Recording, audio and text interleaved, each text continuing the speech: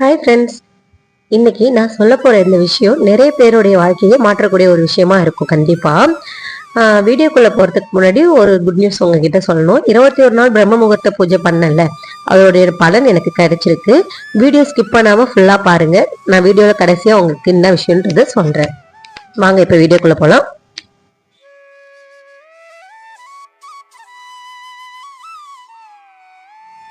நமக்கு தெரிஞ்ச ஃப்ரெண்ட்ஸு, நம்ம தெருவில் இருக்கிற சில பேரை பார்த்துருப்பீங்க. ஒரே மாதிரி குடும்பம், ஒரே மாதிரி கஷ்டம், ஒரே மாதிரி சூழ்நிலையில தான் இருப்போம்.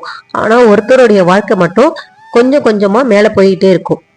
இன்னொருத்தர் மட்டும் அதே இடத்துல இருப்பாங்க. இது ஏன் தெரியுமா?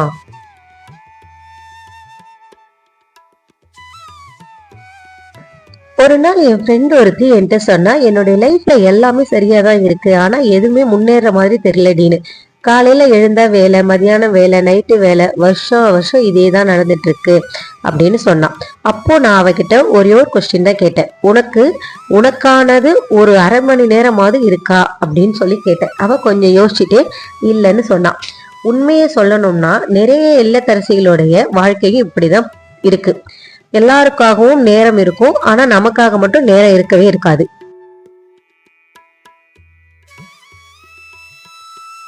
கணவர், குழந்தைகள், வீட்டு வேலை, உறவினர்கள் எல்லாரையுமே கவனிப்போம். ஆனா நம்ம மனசை மட்டும் நம்மளால கவனிக்கவே முடியாது. அதை கவனிக்கவும் நம்ம மறந்துடுவோம். அதனாலதான் பிரபஞ்சம் நமக்கு ஒரு அற்புதமான நேரத்தை கொடுத்துருக்கு. அதுதான் இந்த அதிகாலை நேரம். அந்த நேரத்துல எழுந்து வெளியே வந்து பாருங்க, அந்த அமைதியே வேற மாதிரி இருக்கும். நம்ம மனசுக்குள்ள ஓடிக்கிட்டு இருக்கிற 1000 எண்ணங்களும் கொஞ்ச நேரம் நின்று போகும்.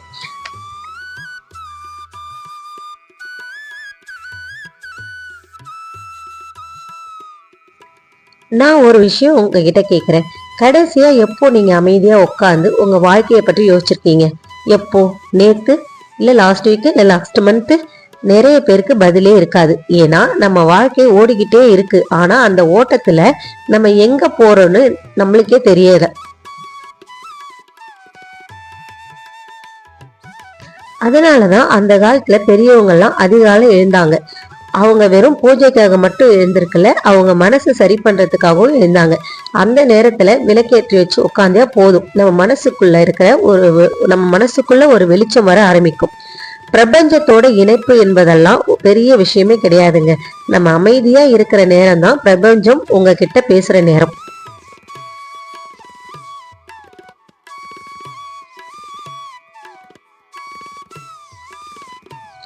நம்ம மனசு எப்பவுமே சத்தமா இருந்தா அந்த குரல் கேட்காது. அதனாலதான் சில பேர் சொல்லுவாங்க, எனக்கு திடீர்னு ஒரு நல்ல விஷயம் வந்துச்சு, நல்ல ஐடியா வந்துச்சு, என்ன செய்யணும்னு திடீர்னு புரிஞ்சுக்கிட்டேன். அதெல்லாம் ஏன் தெரியுமா? அந்த நேரத்துல அவங்க மனசு அமைதியா இருந்திருக்கும். பிரபஞ்சத்தோட சக்தி என்பது வானத்துல இருந்து ஏதோ வேற அதிசயம் எல்லாம் கிடையாதுங்க. அது நம்ம மனசுக்குள்ள இருக்கிற தெளிவு தான்.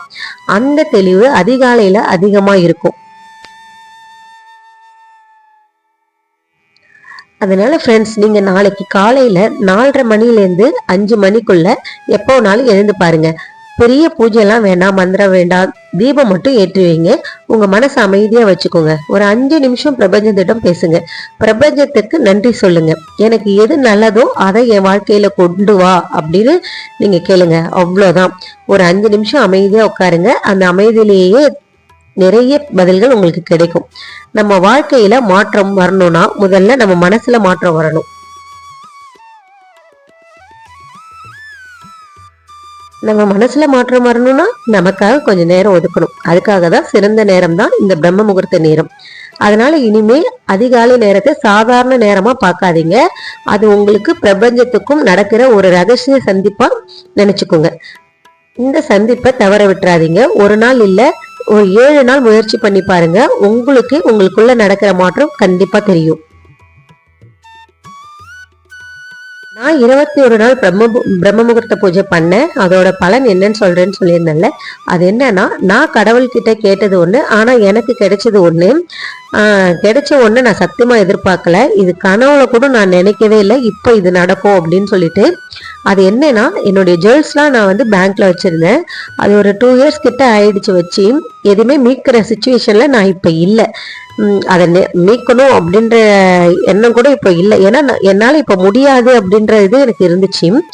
21 நாள் பிரம்ம முகூர்த்தம் பூஜை முடிச்சுட்டு 22வது நாள் பேங்க்குக்கு போனோம். டேட் முடிஞ்சிருச்சு, ரெனுவல் பண்ண போகலான்னு சொல்லிட்டு போனோம். ஆனால் வரும்போது நான் 2 பவுன் நகையோட வீட்டுக்கு வந்தேன். இது சத்தியமா எப்படின்னு எனக்கு தெரியலங்க. ஒரு மிராக்கல் தான் என் லைஃப்ல இது. கண்டிப்பா இது எப்படி மீட்டேன், அதுக்கான பணம் எப்படி வந்துச்சுன்ட்டு என்னால் இந்த வீடியோவில் டீட்டெயிலாக சொல்ல முடியாது. அது ஏன்னு உங்களுக்கே புரிஞ்சிருக்கும். ஏன்னா வீடியோ எல்லாருமே பார்க்குறாங்க.